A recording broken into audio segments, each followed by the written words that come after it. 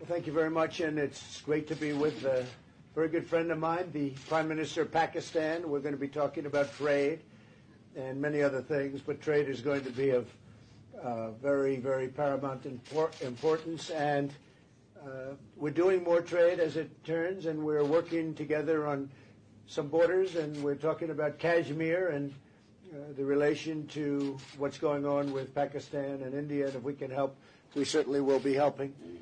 We've been watching that and following it very, very closely. But it's an honor to be with my friend, and thank you very much. Thank you very much. My pleasure. Well, Mr. President,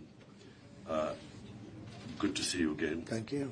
And yes, there are issues we want to talk about.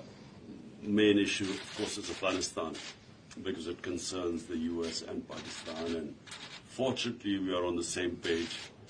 Both of us are interested in peace there and an orderly transition in Afghanistan with talks with Taliban and the government. And also, of course, India, it is a big issue. For us in Pakistan, it's a big issue. And of course, we always hope that the U.S. would play its part in resolving it, because no other country can. Right. Thank you. Thank you very much. We're going to have a good talk. Thank you very much, everybody. When you go to India, will you also visit Pakistan? Well, we're visiting right now, so we won't really have to. But I wanted to say hello.